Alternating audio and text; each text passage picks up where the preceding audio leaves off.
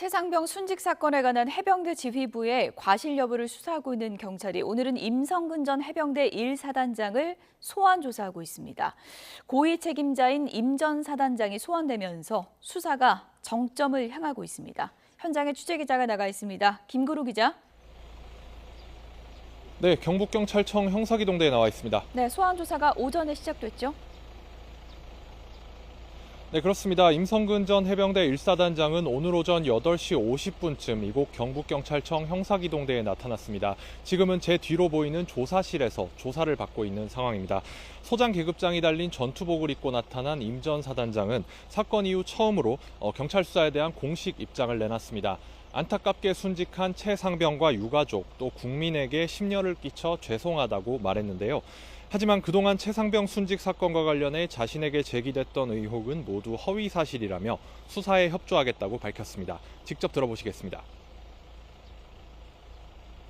심지어 제가 하지도 않는 수중 수색 지시를 제가 했다고 10개월째 주장하고 있습니다. 이번 수사에 임하면서 이러한 것들이 낱낱이 밝혀질 수 있도록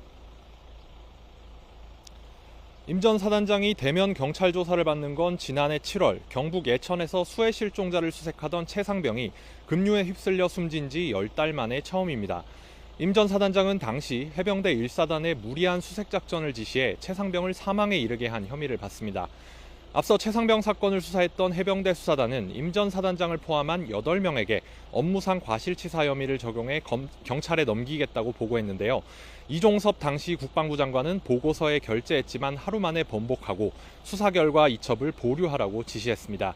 하지만 박정훈 당시 수사단장은 지시를 따르지 않고 사건을 그대로 경찰에 넘겼습니다.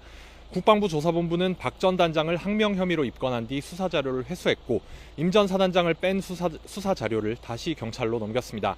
이에 박 전 단장 측 변호인이 직접 고발하면서 임 전 사단장도 결국 피의자로 입건됐는데요. 임 전 사단장은 당시 현장 작전 통제권이 육군 54단으로 넘어갔다며 지휘권이 없었던 만큼 책임도 없다고 주장하고 있습니다. 경찰은 지난달 말 최상병의 대대장이었던 이모 중령을 소환 조사하는 등 최근까지 수십 명을 조사했습니다.